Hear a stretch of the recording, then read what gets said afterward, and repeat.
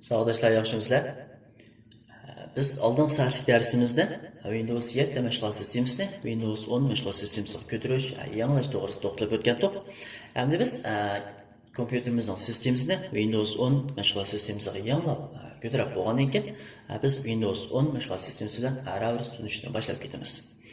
Endi qaraydigan bo'lsak, ustal yuzi bilan tanishish.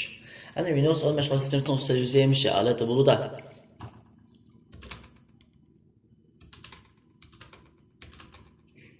Mana bu Windows 10 mashg'ulot sistemasining ustal yuzi. Endi bu ustal yuzniki biz tanishib chiqsak, endi Windows 10 mashg'ulot sistemasining ustal yuzi shu odatda 3 turga bo'linadi. Ya'ni ma rayon, sin belgi rayoni deb ataladi. Sin belgi rayoni. Endi miyadagi hech narsa yo'q, bo'sh o'rin bo'lsa, bu mashg'ulot rayoni. Endi yana aslida qaraydigan bo'lsak, maya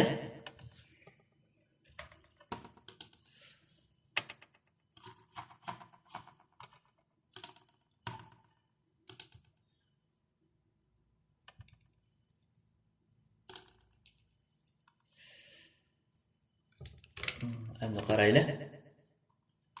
Endi biz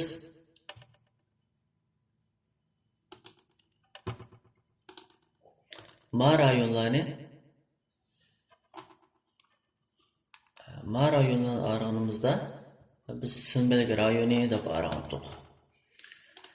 Endi miyalar ama bo'sh yana araganchig'imizda biz mashg'ulot rayoni deb ayirdik.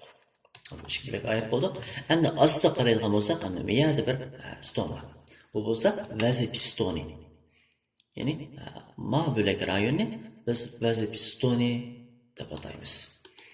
Demek bir mashg'ulot sistemimizning ko'rinma yuzi, ya'ni ekran ko'rinma yuzi işte 3 bo'lakka ayrildi degan gap. Hem ondan başqa yani biz qaraydigan bo'lsak, bu yerga vazifa stonining o'zimi yana amandaq bo'laklarga bo'linadi. Ya'ni birinchi bo'lib qaraydigan bo'lsak, bu boshlash tizimligi. Bu logos bor, o'rin boshlash tizimligi bo'ladi. Ama nima uchun boshlash tizimligi deb ataymiz deganda, endi bu boshlash tizimligi biz burun ishlatgan sistemlardan biri Windows XP, Vista, Windows 7, Windows 8, Windows 10 barliq hamda biz ishlatib kelayotgan mashg'ulot sistemasida shu boshlash tizimligi bor. Ammo nima uchun boshlash tizimligi deymiz deganda,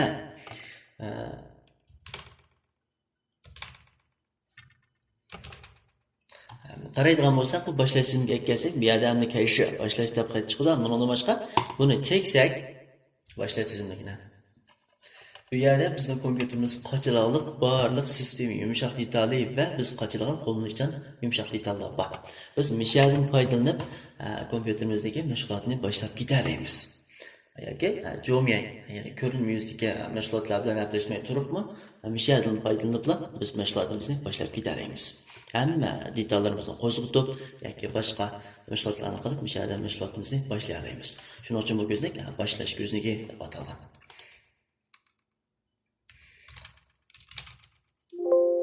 Yana qaraydigan bo'lsak, uning yenidagi bo'lsa, bu izlash ramkasi. Izlash ramkasi.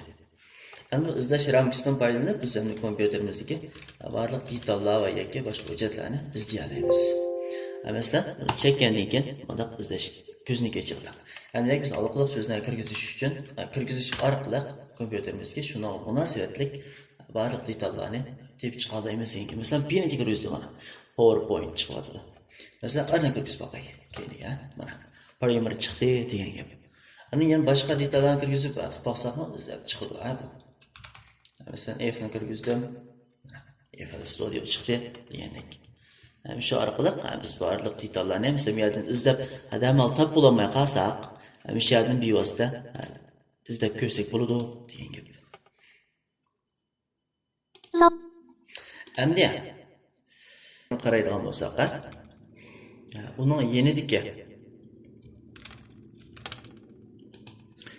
yenidagi mana bu ko'znak bo'lsa, bu bo'lsa Endi bu Windows 10 mashg'ulot sistemasi bor, Windows 10 mashg'ulot sistemasining yangi nashrlarda qo'shilgan iqtidor bu. Ya'ni biz boyam so'zlab o'tgan afzallikka o'xshash biz ovozli buyruq berib, buyruq biz o'rnata olamiz. Masalan, buni sinab baqilaymiz arkadaşlar. Masalan, bu konu şu, hem de bunu hem de Katerina Javlio, Katerina Javlio. Bunu çekip biz xalqan mashg'ulot buyruq bersak. 对不起，我听不明白。对不起，我听不明白。 Bayonqi hamda Uyg'ur so'zlagan masalalarimizni ham tushunmaydi, bilmaydi chiqdi. Ammo biz xalqcha buyruq bersak, o'ringa oladi, ha. Masalan, buyruq berib baksak, 我想听歌。小苹果、香蕉梨、马兰开花21。马兰开花21。 Shunday chiqadi degan gap. Ammo undan boshqa buyruq bersakmi bo'ladi, yoki boshqa hujjatlarni izlaydigan yoki boshqa TNT yubo degandek buyruqlarni bersakmi bo'ladi. 今天天气怎么样？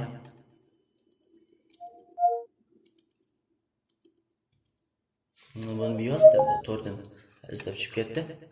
Yoki bizning foydamiz to'g'rimi qolgan. Bravo Allohga. Buni shunga o'xshash hamda xalqcha buyruq bersak bo'ladi degan gap. 不好意思，我没听清楚。 Bunda buyruq, buni ishlatish uchun cho'qon telefonimizga mikrofon ulug'liq bo'lishi kerak.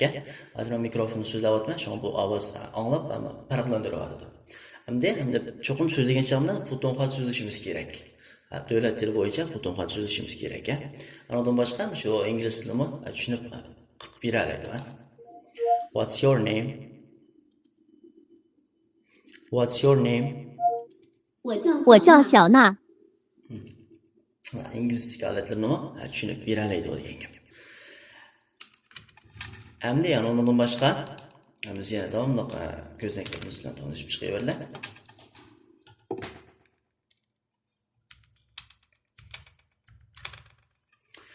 Yana qaraydigan bo'lsak, uni yenidiki, ma ko'znak bo'lsa.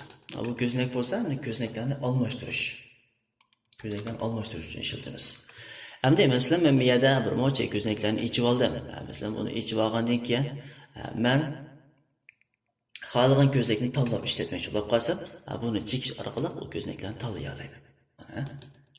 Xohlagan ko'znaklarni tanlab ishlata olaman. Bunu tanladim. Yana chekib, yana boshqasiga almashtirib ishlatsam bo'ladi. Yana undan boshqa qaraydigan bo'lsak, miyadagi konubga bu tiz ijro belgilari. Ya'ni tiz qo'zg'atish tizimligi. Masalan, men qo'zg'atib olgan tizimlar bo'g'ishqa bu yer chiqib turgan ki miyadagi ma'luliyatchi. Buni besish orqali men qo'zg'ata olaman. Yoki